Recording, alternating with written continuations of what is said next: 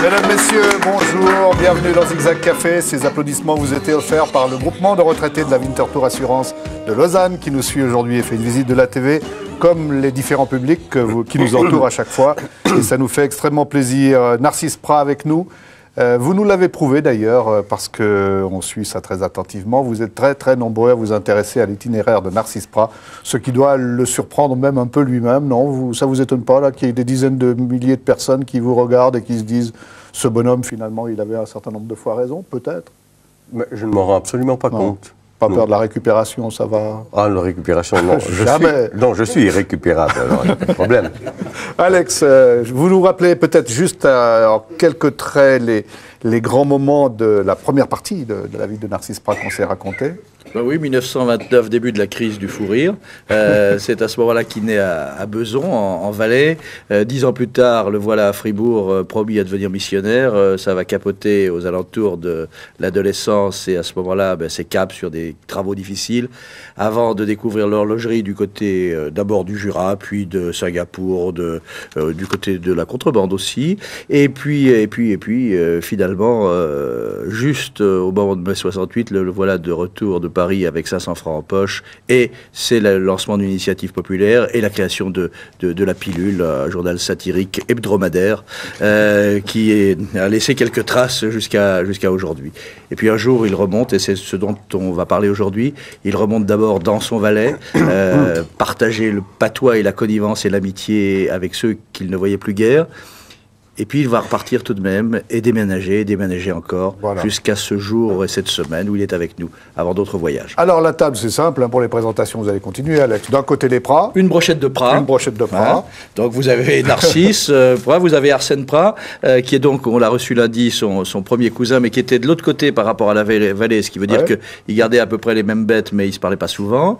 Georgie Prat, qui est musicien, qu'on a vu hier et qui a aussi été le complice musical d'un certain nombre de coups pendables réalisés par Narcisse à Beson. D'autres complices patoisant à il nous faut un Fournier quand même aussi. Hein, il faut un Fournier. Sans Fournier, on n'est pas vraiment en Valais. Voici donc Yvan Fournier à ma gauche. Et finalement, bonjour, autre complice qui a le rare privilège d'avoir été le premier récipiendaire d'une œuvre picturale de Narcisse.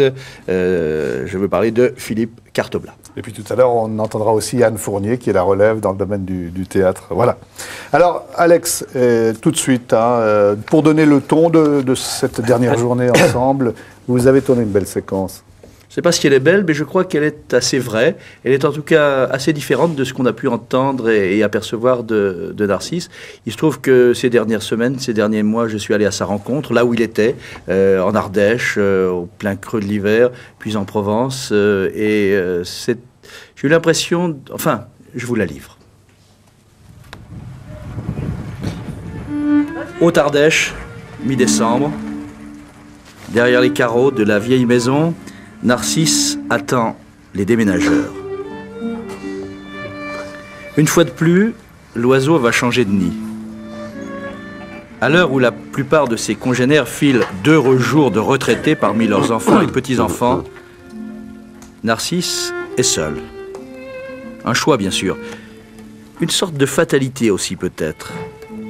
En comptant la caravane de Conches, les pauvres logements des débuts, la somptueuse villa des rares jours fastes, le retour provisoire dans le chalet des ancêtres, les ruines restaurées près de Bordeaux et aussitôt revendues, de nouvelles ruines rebâties à Tournon, puis celles-ci reconstruites en partie et soudain abandonnées comme à la hâte, c'est sans doute la 10e, la 15e escale du Narcisse migrateur.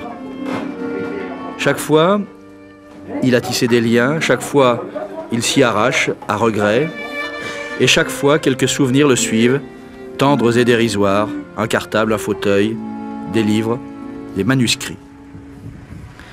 Est-ce vraiment le plaisir de la liberté qui pousse et pousse encore notre Narcisse sur les routes de la planète, ou en tout cas de l'Europe? Ou ne serait-ce pas plutôt la rançon douce, amère de cette même liberté si chère et si déchirante à la fois?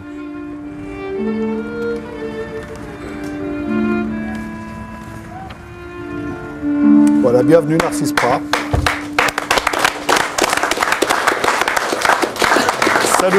Ça nous fait vraiment chaud au cœur de se dire qu'on a dit bienvenue à Narcisse Prat, parce que ce sont des propos tout au cours de la semaine qu'on a aimé entendre. Et puis dans ce parcours de vie, il y a un moment où finalement vous vous dites, mais ces anarchistes-là, tous ces gens qui sont mes copains avec qui je partage un certain nombre d'idées, ces anarchistes, s'ils avaient un territoire, c'est un peu un rêve, ça, le territoire, le lieu où se réuniraient les anarchistes. Vous avez rêvé de ça, vous? Mais bien sûr, j'avais lancé même le journal Le Crétin des Alpes pour défendre cette idée-là.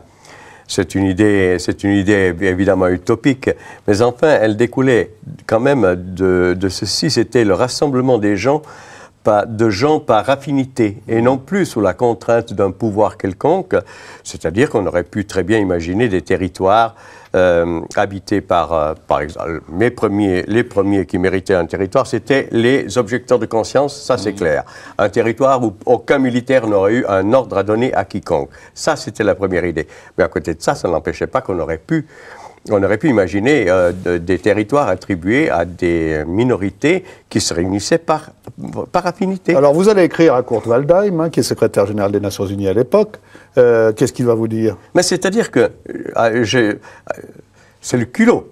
Ouais. Je me suis confectionné une en-tête de lettres, tout bêtement, Anarchia, mouvement pour la libération de territoire pour les anarchistes. Je me suis fabriqué une en-tête de lettres comme ça.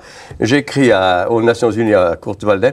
Et mon grand étonnement, Kurt Waldheim m'a répondu, enfin il m'a fait répondre que non, les Nations Unies ne pouvaient pas attribuer de territoire, que ce n'était pas dans leurs attributions. Alors là-dessus, j'ai répondu, car il y a eu même un échange de lettres. Je leur ai répondu, mais pardon, vous avez quand même attribué un territoire à Israël.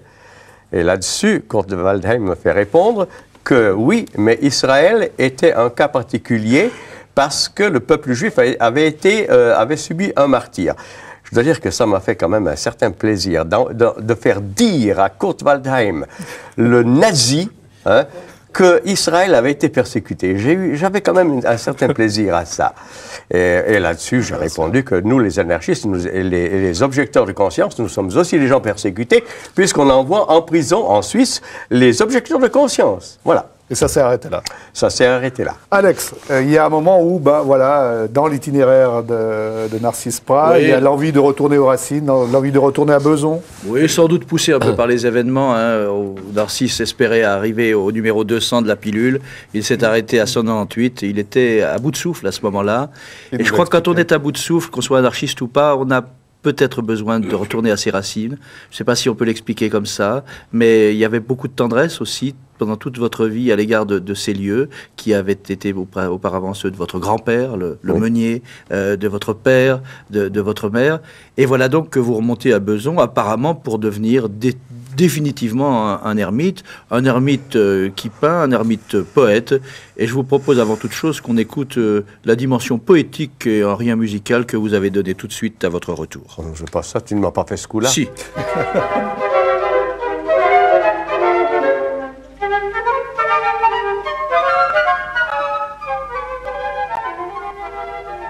Ton nom ne sonne pas à la façon d'Athènes, ni du Péloponnèse. Il ne fait pas rêver, conquête, toison d'or. Un nom d'enfant trouvé, Gavroche de montagne, un peu croque-mitaine. Ton nom ne sonne pas provençal ou toscan.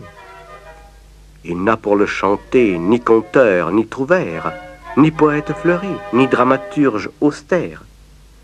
Mais ce nom sans fleuron, fleur bon, le vieux temps. Ton Capitole pavoise aux crêtes du Miri. Le Gatsa te tient lieu de roches tarpéennes. La Prince est en Euphrate. Arba est à Bohême. Ta Mésopotamie a pour nom le Terri. Besançon coupe tes ponts. ton comité de crise a du pain sur la planche. Ils ne passeront pas. Les princes du goudron, technocrates d'État. Beson, coupe tes ponts, reconquiert tes franchises. Alors vous avez remarqué, bon, on a réduit le poème. Hein. Ça commence bien, c'est assez classique, vous voyez. Et puis, la lutte reprend, parce qu'on se dispute, on ne va pas revenir là-dessus, mais on se dispute à propos du pont qui est au milieu de la ville. Moi, du village, j'aimerais que vous nous disiez, et puis on va demander aux gens de la région, ce que vous attendiez de ce retour. Vous vous êtes retourné en vous disant, je vais m'y installer. Ah oui, pour moi, c'était la dernière maison où je devais... je revenais là, pas pour mourir, mais je revenais là, disons, vraiment, c'était ma dernière étape. Et puis non. Alors on va voir, mais alors vous savez quand même, lorsque le retour de Narcisse Prat dans le village, c'est un homme qui est très connu, il a fait les titres des gazettes, il s'est battu contre le Shah d'Iran et d'autres choses. Vous le craignez un peu, ce retour, vous vous souvenez? Dans le village, qu'est-ce qu'on dit? On dit, oh là là. Je voudrais dire tout d'abord qu'il a changé d'en-tête à ses lettres. Il a mis Narcisse Prat, poète sans terre. Je pense que c'est à cette époque-là que tu as dû changer l'entête. Mais c'était poète sans tête et paysan sans terre. Merci. Voilà. La nuance est d'importance. Alors, comme quand vous avez su qu'il était de retour, qu'il allait s'installer, pour vous, ou bien, je dirais, dans l'ensemble de la commune, qu'est-ce qu'on a dit? Donc pour moi, ça n'a pas posé de problème. J'étais tout heureux de le revoir chez nous. Et bien entendu, je reconnais aussi que tout le monde ne partageait pas ses idées. Ouais. Mais je dois dire que dans la commune, il s'est fait beaucoup d'amis. Des réactions aussi. Dans la commune, il arrive... on se méfie un peu. Moi, je ne le connaissais pas trop. Il avait une moustache plus courte, hein, je crois, à l'époque. Oui, ça, c'est l'influence de Narcisse Prat. Oui, c'était par rapport aux pièces. Les pièces étaient courtes, elles ont une longue. Mais en fait, au début, je ne le connaissais pas trop. Oui. Et quand il est arrivé, je trouvais que c'était une aubaine pour nous, pour le patois. Et ce qui m'a déçu, c'est quand il est parti.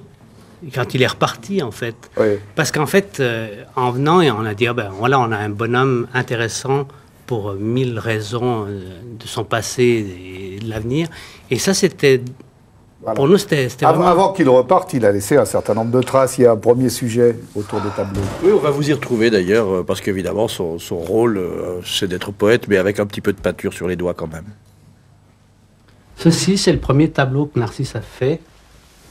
Quand il est arrivé ici à Beson, Chichi est le premier tableau qui est fait d'Acatson, 1981. Ceci, c'est le premier tableau que j'ai fait en cachette en 1981 à Beson. Au début qu'il est venu, avec sa voiture, ni Dieu ni maître, ça faisait un peu désordre ici. Et puis les gens en parlaient, et en fait ça s'est très bien passé parce que, comme c'est un gars qui est généreux, qui est ouvert, les gens n'avaient pas de reproches à faire. Le seul fait, c'est qu'il y avait quelques autocollants sur sa voiture. C'est tout ce qu'il y avait comme reproche à faire. J'étais très, très allergique à cette notion d'argent qu'on met sur un tableau. Ça m'était vraiment très indigeste. Par exemple, j'ai troqué des tableaux contre des fromages.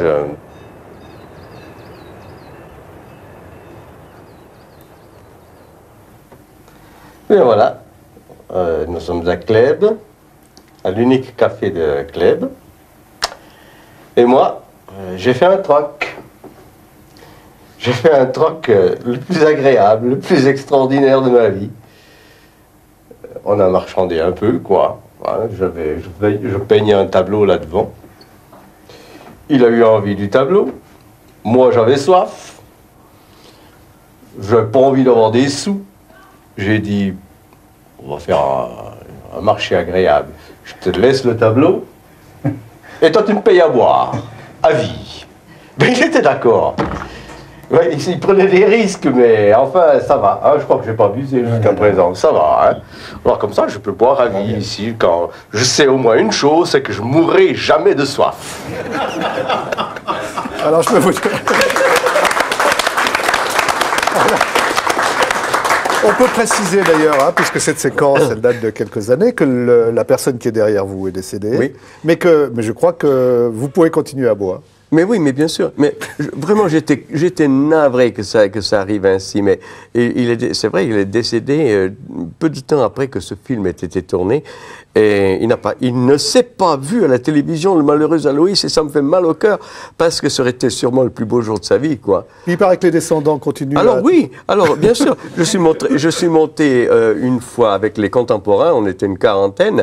Alors sa fille a dit, tout le monde paye, mais Narcisse ne paye pas. Hein, ça marche. Je peux remonter quand je veux. Je suis sûr que je peux remonter en compagnie. Elle fera payer aux autres, mais pas à moi. Donc ça marche. Vous saviez cette histoire, vous? Oui, il m'avait raconté ça en son temps, je m'en souviens. Oui. Ça vous a pas frappé, vous avez dit ça? Non, c'est du Narcisse Prat au cours. Bon, alors, il y a les tableaux. Hein, vous allez, oui, c'est intéressant. Vous allez faire 300 tableaux parce que, m'a-t-on dit, vous aviez très peur que finalement Beson disparaisse et qu'il ne reste aucune trace. Pas seulement Beson, hein. C'est-à-dire qu'il y a eu dans cette vallée, il y a eu les transformations qu'amène automatiquement un tourisme de masse. Et si bien que, par exemple, à Beson, on a élargi la route, on a sacrifié plusieurs maisons et des granges.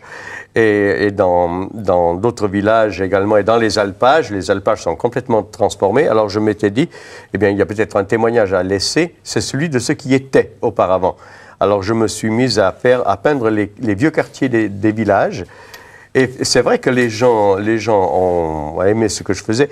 Et je pense que, je ne crois pas que quelqu'un ait jamais acheté un tableau de moi en se disant c'est une œuvre d'art. Je suis persuadé que ceux qui ont acheté mes tableaux ont tous pensé ça, c'est un bon souvenir pour la famille. Écoutez, il y a du scepticisme là sur le plateau. Hein, vous pensiez que les gens achetaient parce qu'ils pensaient... Je pense qu'ils devaient se dire un jour il va mourir. Ça va prendre la valeur. Ah oui. Alex. Ce qui voudrait dire qu'en d'autres termes, qu'il vaut plus cher mort que vivre, c'est ça. C'est possible d'ailleurs. Non, mais simplement, si ces tableaux sont des témoignages d'une période, ils sont un rien menteurs, on peut tous les observer. Il y a toujours l'église au milieu du village, mais il n'y a jamais de croix sur l'église. Ah, ça, c'est un principe, ça. Non, j'ai un problème. C'est-à-dire que chaque fois que je fais un tableau avec une église et son clocher, il y a toujours soit un nuage qui passe devant, par exemple. Il y a toujours un problème.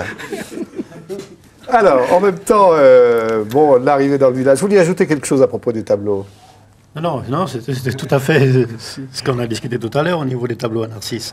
Ce qui est assez marrant, c'est que lui, de toute façon, en premier, il y croyait déjà à ces tableaux. Donc c'est lui, il était sûr d'être un grand artiste. Ouais. Donc avant que les autres étaient sûrs de...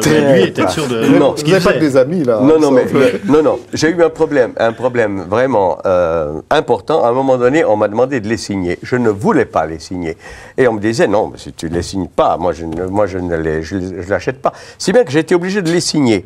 Et puis, j'avais une autre stratégie pour vendre mes tableaux. C'est-à-dire que, comme c'était souvent des gens qui me les commandaient, parce qu'ils voulaient avoir un souvenir d'un endroit quelconque, j'étais très embêté parce que j'ai ce problème pathologique vis-à-vis de l'art et de l'argent, si bien que je comptais mes heures de travail au tarif de la femme de ménage, c'est-à-dire à 17,50 francs de l'heure. Je comptais le prix de la toile et l'encadrement éventuel, et puis un peu pour les couleurs. Et parfois, comme ça, par dérision, je faisais une facture. Alors je mettais 25 francs de toile, 10 heures à 17 francs 50, l'encadrement temps, et puis j'ajoutais valeur artistique 0. Voilà.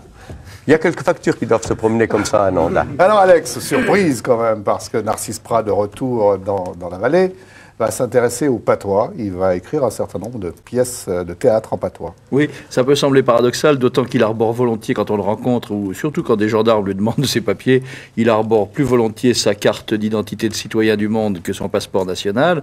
Et là, voilà, tout à coup, qu'il revient aux racines. Alors, c'est quoi, une forme de régionalisme exacerbé, ce patois? Ah non, pas du tout. Non, ce n'est pas ça. Pour moi... je pense que ça découle de ma démarche du Crétin des Alpes pour pour les territoires qu'on attribue aux minorités. Pour moi, défendre le patois, c'était défendre une culture. Ne vous en déplaise, c'est une culture. Notre patois, je l'affirme bien haut, n'est pas une déformation du français, n'a jamais été une déformation du français. C'est une langue qui avait des origines aussi nobles que le français.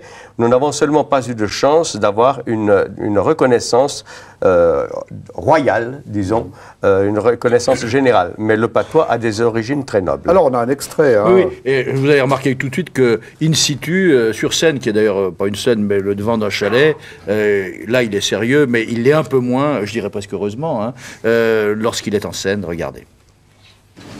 Poate Christine, quoi est ça, no pieu? Ma de que pour nous que tu t'aimes pas main, Inc. Chachi, abencho est ton frangé.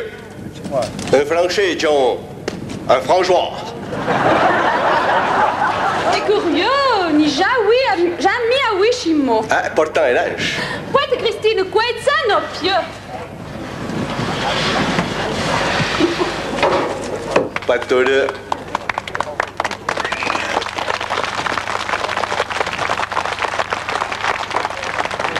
Patore tutti una cagna. Ma espedienast dau zuonet, știi că nu-l cere în uri, pentru că uitați-l ca e loț. Dar tu tot șarpenat du diable, tu. A mă, patanșa ca în plan bon. Mai de mușa atit că fără ezer, că era roana asta dau. Oi, e șoie că mă că nu șanno, că ne baia a cațat de iut. Ouais, ben c'était chiche, contre un zèle, là, j'en connais de où joue. Alors, il nous manque un peu les sous-titres, là. Ça parlait de quoi? Alors en fait, c'était une pièce de théâtre. C'était en fait la première pièce de théâtre que Narcisse a écrite pour nous. Ouais. On était un groupe folklorique de la chanson de la montagne et on voulait introduire un peu de patois puisqu'on faisait partie de la Fédération des patoisans. Et Narcisse donc venait de débarquer à Besançon et bon, moi je le connaissais par le passé, par les oui-dire des gens et pas personnellement. Et avec le groupe qu'on était, Georgie, enfin plusieurs, on a dit si on faisait un peu de patois. Et j'ai dit, je vais voir Narcisse. Et un peu timidement, je suis allé le voir, vu qu'il habitait près de chez moi, et qu'il nous écrive quelque chose. Et en fait, c'était surtout une farce, quelque chose, et il nous a écrit Qu'on jouait à l'extérieur. Non, c'est-à-dire qu'en 1979, on a fait cette première pièce qui s'appelait Renque de Cruy, qu'on a rejoué là, en 1985, pour l'année du patois en Valais. D'accord. Bon, juste un mot sur le patois, parce que vous êtes l'auteur d'un dictionnaire du patois de Nanda. Et oui, je suis tout heureux de... C'est un ouvrage de combien de pages, ça? C'est un ouvrage de 780 pages. Qui représente combien de temps de boulot, de travail? Alors, si je devais raconter toute vous donnez un l'histoire... chiffre, c'est tout. Ah bien, ça a duré 14 ans. 14 ans, ouais. 14 ans. Ouais. Je dois dire que 3 auteurs... patoisans ont vraiment créé en moi la passion du patois, qui est ma langue maternelle d'ailleurs. Donc je les nomme d'une manière... Allez-y. Bon, il y a le révérend chanoine Marcel Michelet, qui a écrit de nombreux poèmes, des contes, des traductions, même l'annonce faite à Marie. Et tout ça dans une tenue... littéraire. Et qui sont les deux autres? Et les deux autres, l'autre volet, c'est Madame Rose-Claire Chulet, qui, elle, pour son travail de thèse, qu'elle présenta à l'université de Bâle, elle a écrit l'inventaire lexicologique du parler de Ninde. Le seul inconvénient, donc, la graphie, donc c'est pas une graphie, c'est la phonétique scientifique. Là, il faut quelque temps. Troisième personne que je cite, donc bien sûr, il y a les livres de Narcisse, les pièces de théâtre, les scénettes qu'il a écrites. Il y a combien de mots à peu près dans un dictionnaire? Alors ici dedans, donc j'avais mis d'abord sur fiche, et il y a plus de 10 000... bon, vous appelez ça le dictionnaire du patois de Nanda. Est-ce qu'il est très différent? Est-ce qu'on trouve des mots différents du, je sais pas, du patois d'une autre vallée proche? Je précise tout de suite que nous avons mis le titre Hier et ouais, notre patois. Ce qui veut dire hier et aujourd'hui, notre patois. Pourquoi hier? Parce qu'il y a beaucoup de mots anciens liés à l'artisanat et qu'ils ne sont plus que des mots souvenirs.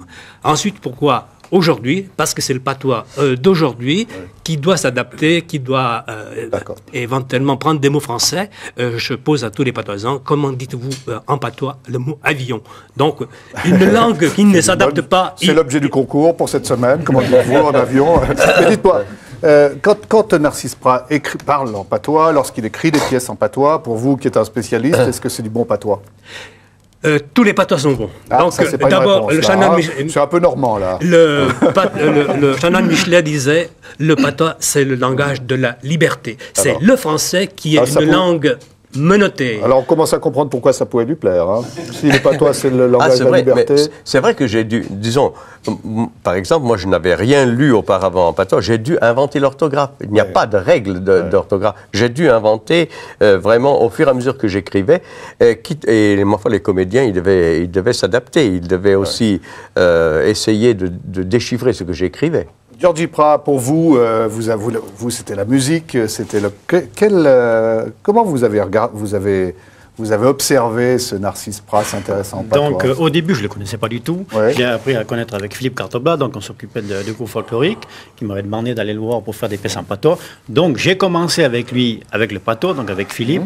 Et vous avez pu voir tout à l'heure qu'il était acteur sur cette pièce de 1985. Il m'avait dû me remplacer au pied levé, puis j'étais malade. C'est lui qui avait fait acteur cette pièce-là à Sivier. Et c'est comme ça qu'on a commencé, et tant et si bien qu'on en a fait 7 ou 8 pièces en patois toutes les années jusqu'en 85. Il vous manque un peu aujourd'hui quand même, non? Ou bien... il vient souvent quand même, et puis il passe toujours nous voir. Non, pour ça, il n'y a pas de problème. Non, mais je veux dire par rapport à la possibilité d'avoir des spectacles en patois. Mais moi, je pense qu'il manque, parce qu'en fait, en Valais, en général dans les différentes régions du Valais, pour les écrivains patoisans, ils ont disparu au fur et à mesure. Il n'en reste plus beaucoup. Il en reste peut-être André Laguerre...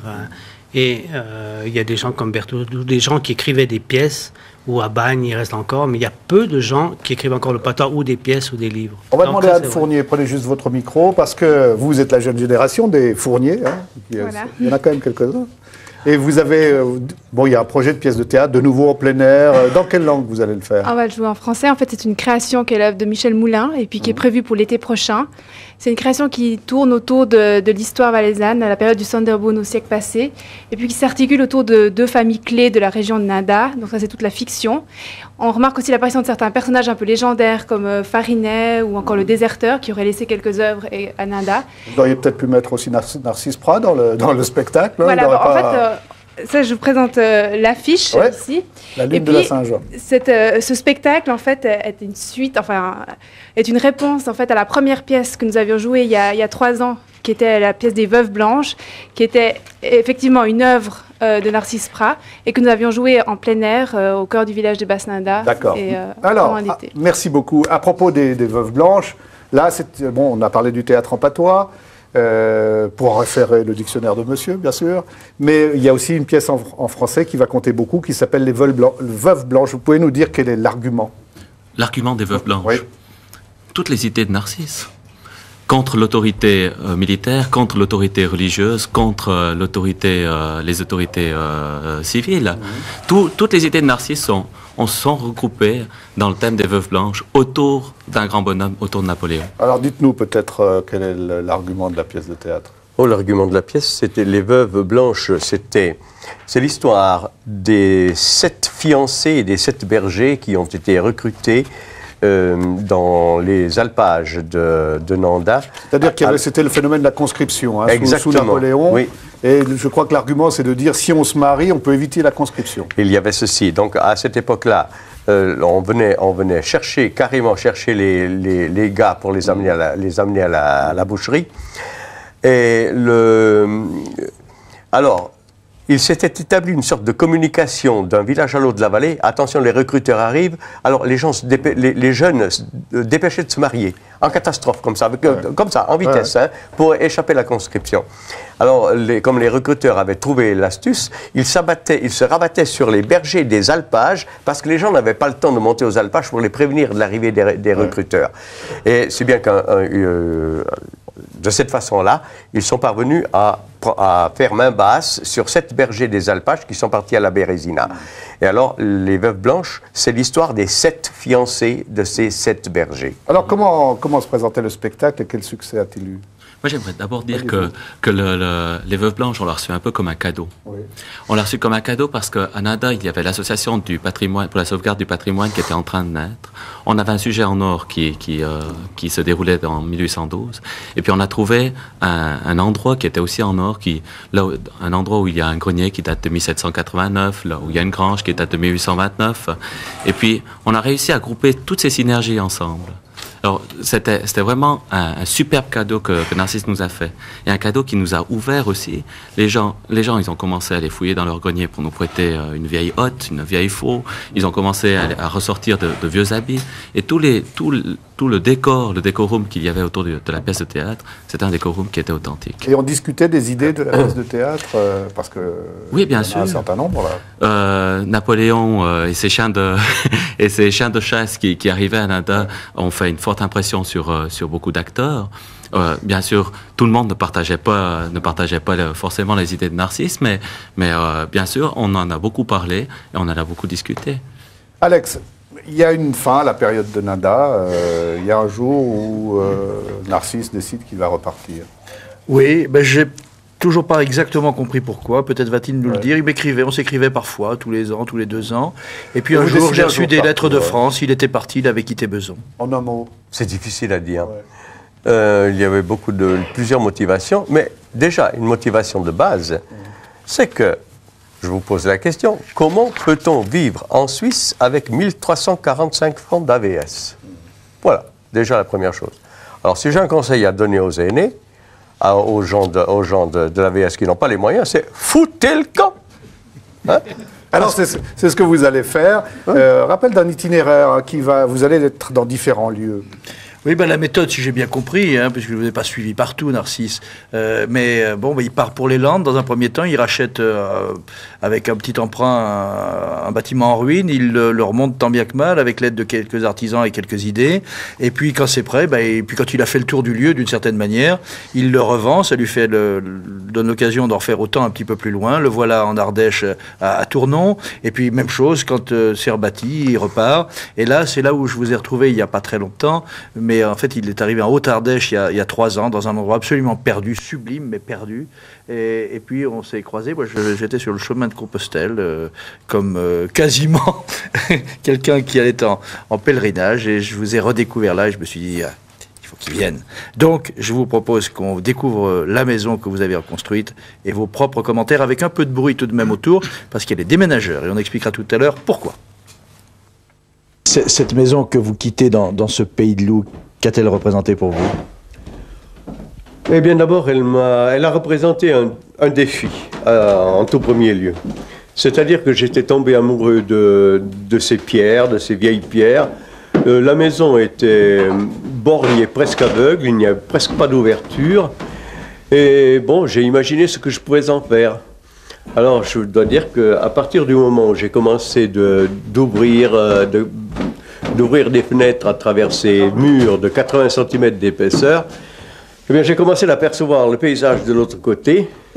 Et ça a été une belle révélation. Et pour moi, cette maison a représenté beaucoup de bonheur dans ce sens que je l'ai transformée à mon goût.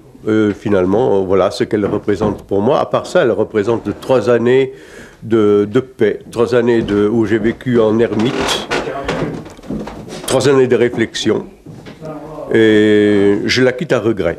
Et l'idée que d'autres vont demain ou après-demain mettre leurs pieds dans les pantoufles de votre bonheur, ça vous laisse indifférent?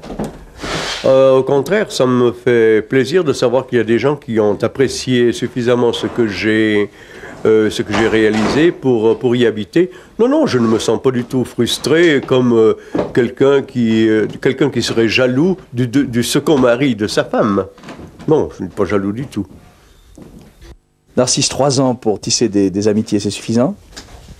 Oh, il en faut moins. René et moi et Arlette, nous sommes devenus amis, mais très, très, très vite. D'ailleurs, nous avons beaucoup de points communs. Moi, j'ai eu une enfance montagnarde. Donc, je ne me suis pas trouvé du tout dépaysé chez René avec ses brebis, ses vaches. Et non, notre amitié a été spontanée et très, très rapide. Non, mais c'était un bon ami. Moi, je le plains. Quand je voulais aller à quelque part, il était toujours là, à ma disposition. Je lui faisais ses taxis quand on descendait au Cheylard. Mais oui, mais c'est sérieux du tout, ça, René. Mais René, par contre, il me dépannait tout le temps pour tout. Il m'apportait des légumes, il m'apporte des patates, je me sers du lait chez lui, etc. Non, mais notre relation elle a été idéale. Ce personnage de Narcisse, bon, c'est vrai qu'il est né dans la montagne, à la campagne. Vous avez l'impression que c'est resté un homme de la terre ou que c'était une espèce d'extraterrestre? Non, c'était un homme de la terre. Ah, c'était un homme de la terre. On le voyait toujours travailler par là, toujours. Et vous comprenez qu'il s'en aille? Ah, moi, je comprends pas. Non, moi, je le plains. Moi, je le plains, beaucoup même. Si quand il m'a annoncé ça, qu'il partait, eh bien, ça m'a fait quelque chose.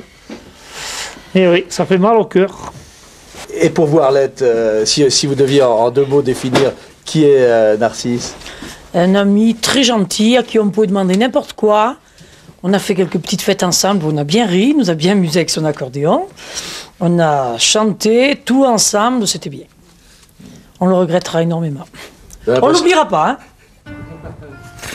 Et puis tout de même le départ un peu précipité, parce qu'en fait c'est de nouveau la loi et les règlements. À 2 reprises, quand il avait 67 puis 68 ans, Narcisse a demandé un prêt au Crédit Agricole au Cheylard. Il a obtenu son prêt auprès de la même banquière. Et puis pour le 3e bâtiment qu'il n'avait pas encore pu reconstruire, il est retourné. C'était quand j'étais chez vous, Narcisse. Il est retourné voir la banquière dans la même banque. Et la banquière lui a dit « C'est impossible, monsieur. » Mais pourquoi ? Parce que vous avez plus de 70 ans. Il a été rattrapé par son âge et il est parti.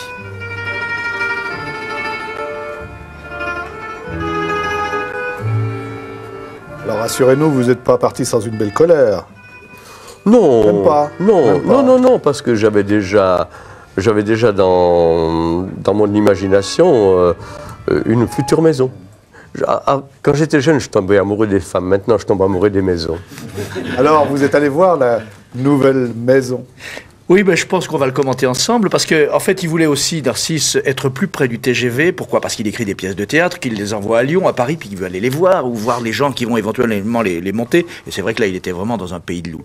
Donc le voilà descendu dans la vallée du Rhône, dans l'enclave des Papes, quasiment, hein, ça vous va bien, à l'Île-sur-la-Sorgue, la Venise provençale, puisque la Sorgue est une rivière splendide que vous voyez là en ce moment.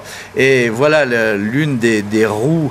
Il y en a plusieurs dans cette ville qui est à la fois une ville des poètes, puisque c'était celle de René Char, et une ville aussi des antiquaires. Il y a de très beaux salons d'antiquaires, un très beau marché hebdomadaire le dimanche. C'est donc un lieu, on pourrait presque dire, pour retraités. Et d'ailleurs, quand on va voir votre maison, on va s'apercevoir qu'il n'y a pas de ruine, alors même que vous y êtes depuis très peu de temps. Moralité, oui, non, mais moralité, ça veut quand même dire que là, vous n'avez pas prévu de faire le même coup, c'est-à-dire de rebâtir un peu mieux pour revendre derrière. C'est la dernière étape? On va la voir, cette maison. On ne sait pas. On ne sait pas, mais on va la voir parce qu'elle est au milieu des vergers. Et qui donc disait, passe encore de bâtir mais planter à cet âge, je crois savoir que vous avez l'intention de vous consacrer à l'arboriculture. C'est exact, oui. Voilà votre maison au milieu de champs. Voici un petit bout de verger, tout n'est pas à vous, mais vous avez décidé d'apprendre à tailler. Tailler les arbres et la vigne, oui. Vous y êtes depuis combien de temps, là? Ben, ça fait à peine 1 mois et demi. Vous avez déjà des amis ou vous êtes tout seul? Non, pour le moment, je suis seul pour le moment. Mais j'attends impatiemment le printemps. Pour les fleurs et pour les amis? Pour les fleurs et les amis, bien sûr. Moi, vous nous avez dit... j'aimerais que dans cette émission... enfin, on vous a proposé d'ailleurs, hein, que vous nous interprétiez une chanson. Et vous avez dit que vous étiez d'accord. Alors je voudrais vous demander de rejoindre Gilles, que je remercie aujourd'hui d'être accompagnateur, et non pas de nous présenter un extrait musical, ça sera pour la semaine prochaine bien sûr. Vous le rejoignez et vous allez nous dire quel est le chant que vous allez chanter et à qui vous l'offrez. Mais tout d'abord, je vous préviens, musicalement parlant et artistiquement parlant, ça va être un massacre. Hein. Bon, mais enfin, non, c'est une chanson que je tiens de mon père. Mon père le mineur qui est mort de sa silicose de mineur à 60 ans. C'est la chanson que lui me disait tenir des soldats de la guerre de 1914-18, les révoltés de 1917, qui prenaient le risque de refuser les ordres, de refuser de se battre, en sachant qu'ils allaient se faire fusiller. Pour l'exemple. Alors, c'est une chanson que je dédie à tous les objecteurs de conscience du monde, à ceux que je connais, ceux que je ne connais pas.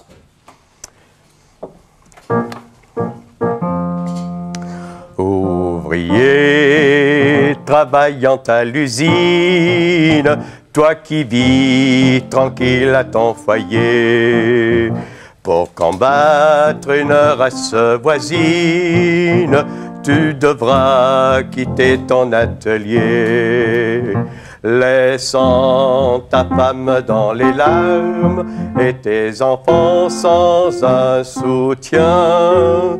Iras-tu, suivant le sort des armes, risquer ta vie ou tuer ton prochain? Canons, fusils et baïonnettes ne sont pas des outils d'ouvriers. Ils en ont, mais ceux-là sont honnêtes et de plus ne sont pas meurtriers. L'argent, l'argentier qui couvre la charrue vaut mieux que celui d'un lait belle. L'un produit pendant que l'autre tue, l'un est utile et l'autre est criminel. Non, non, plus de combat, la guerre est une boucherie. Ici comme là-bas, les hommes n'ont qu'une patrie. Non, non, plus de combat, la guerre fait trop de misère.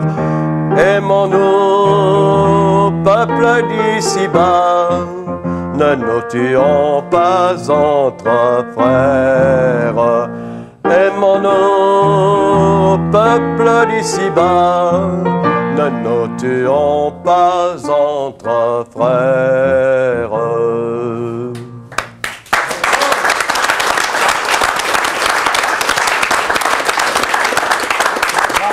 Venez nous rejoindre à la table. Le temps de dire d'ailleurs que les images sur cette chanson, les mouvements de caméra, c'est les gens de chez nous, en particulier dirigés par Guy Dessau, et que c'était très beau à voir. Voilà, tout simplement. Maurice, vous nous apportez quelques fleurs parce que vous allez exprimer, vous, comme vous avez ressenti cette semaine. Écoutez, Narcisse, vous nous avez dit que vous attendiez le printemps, alors maintenant il arrive déjà avec un peu d'avance, mais ce n'est pas tout à fait par hasard. D'abord parce que cet arrangement a un style qu'on appelle alternatif, c'est-à-dire en dehors de toute contrainte, c'est un style très nouveau où les jonquilles, dont le vrai nom est Narcisse, en fait, il n'y a pas de jonquille, c'est un Narcisse, se baladent un peu en toute liberté et font comme elles veulent, elles ne sont pas alignées comme des soldats. Vous remarquez qu'elles sortent de tôle aussi, d'ailleurs. Et puis, si on creuse la mythologie, c'est amusant de constater que je crois que vous nous avez dit lundi que c'est un peu par hasard que vous appelez Narcisse. Moi, je ne dirais pas que ce n'est pas tout à fait par hasard. Si on suit la vie de Narcisse dans la mythologie, d'abord, c'est amusant, il était le fils d'un dieu, mais d'un dieu pauvre. Et il venait d'une contrée qui s'appelait la Béotie. C'était donc un Béotien. En parenthèse, moi aussi. Voilà, exactement. On pourrait revoir le mot parce que, exactement, donc il y a ces traits communs. Et puis, il y a d'autres traits communs qu'on pourrait encore retrouver. Narcisse, vous nous avez dit lundi aussi que vous étiez beau et que vous étiez fait vider du collège parce que vous étiez beau. Mignon. Narcisse était tellement mignon que les nymphes couraient après. Il refusait leur avance et Zeus le condamna. Et il dut quitter l'Olympe parce que Zeus le condamnait de refuser les avances des nymphes. Comme je vous l'avais dit lundi, je ferme la porte et je n'en dirai pas plus. Narcisse, lui, par contre, est allé au bord de la rivière, s'est regardé dans l'eau, il est tombé.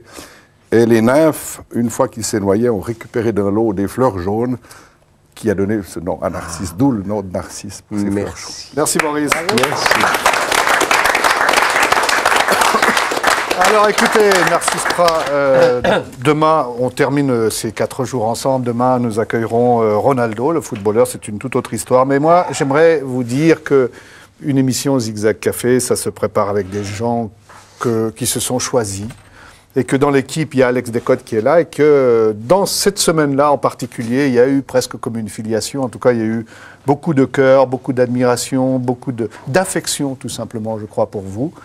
Et il vous a préparé un cadeau qui nous a tous touchés énormément aujourd'hui, en reprenant certaines images que l'on a pu voir au cours de la semaine, à partir d'une chanson de Bernard Joyet dont le titre est « On ne sera jamais vieux ». Il a vraiment tiré le trait de cette rencontre, parce qu'à vous entendre, vous êtes un homme particulièrement jeune. Cadeau d'Alex Descotes. Merci. On ne sera jamais vieux. On sera intrépide, espiègle, perfide, irrévérencieux. On sera professeur en incertitude, en inhabitude, en droit à l'erreur. Tant que notre cerveau ne sera pas liquide, ce n'est pas quelques rides qui nous feront la peau. On ne sera jamais vieux. Je casserai les frimeurs, je leur ferai des croche-pattes, j'aspergerai de picrate leurs cravates à fleurs. Les nuits de poker aux cartes vermeilles, on flambera l'oseille de l'apothicaire. Les premiers debout, les jours de tangage, les soirs de naufrage, jamais à genoux, on sera jamais vieux.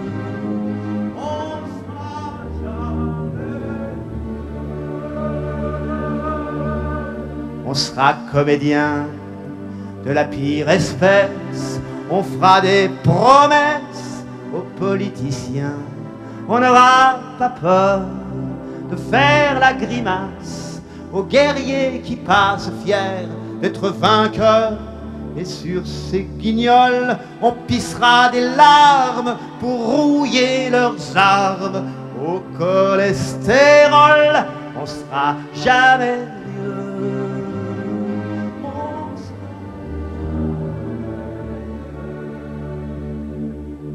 On saura par cœur l'air de la bêtise, on donnera des cerises au merle moqueur. Et dans le salon, même au crépuscule, il n'y aura pas de pendule qui dit oui, qui dit non. On prendra l'avion pour voir les hôtesses, je leur pincerai les fesses, tu me feras les yeux ronds, on sera jamais vieux.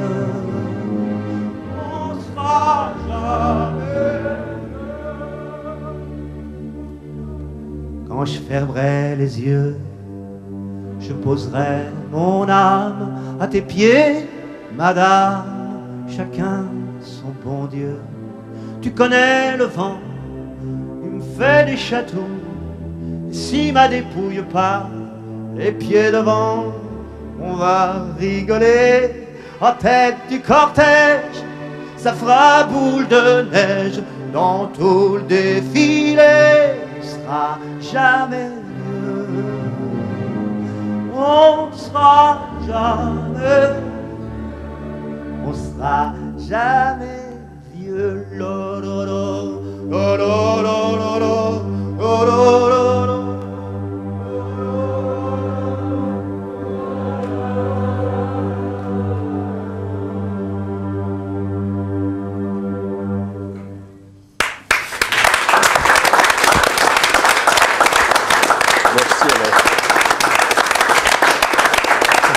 Narcisse, avant que l'on se quitte, Narcisse Prat a des projets, il écrit des textes. Que faites-vous actuellement? J'attends le printemps. Ah, vous attendez toujours le printemps, oui. C'est là que vous commencez à écrire? J'attends le printemps parce que je suis impatient de voir fleurir mes cerisiers, mes abricotiers. Et puis, je vais surtout apprendre à tailler les arbres, tailler la vigne, et ensuite, j'attends les fruits. Voilà, ce sont mes projets. Cet amour des gens, cette passion pour des gens qui peuvent changer, vous l'avez toujours en vous? Je ne sais pas. Des gens qui peuvent changer. Je pense que c'est ma nature et je n'y peux rien. Il ne faut pas chercher de calcul là derrière. J'ai été fait de cette façon-là. Ce n'est peut-être pas un idéal en soi, mais enfin, je suis comme ça. Et le monde que vous voyez aujourd'hui, la globalisation, les quantités de choses de ce genre, quel regard jetez-vous là-dessus? Mais d'abord, je jette un regard vraiment consterné sur le siècle qui vient de finir. J'estime que le siècle qui vient de finir est probablement le pire que l'humanité ait jamais connu.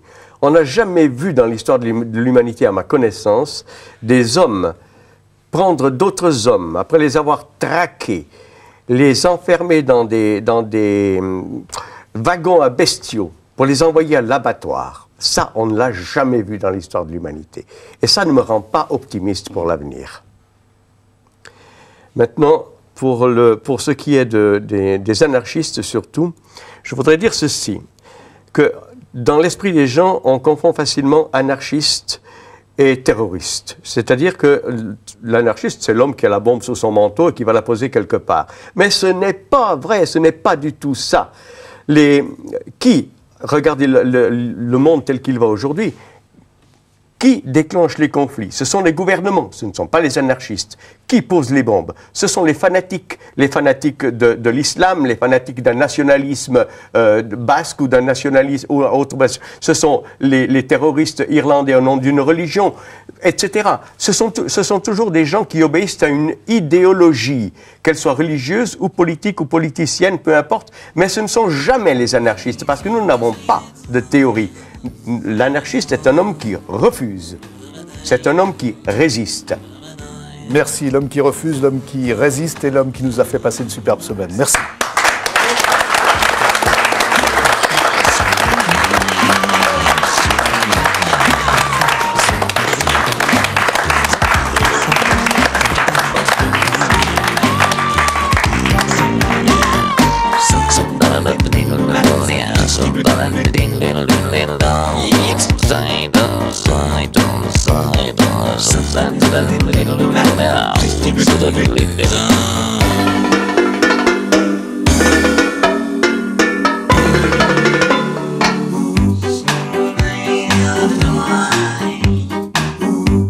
Outside of the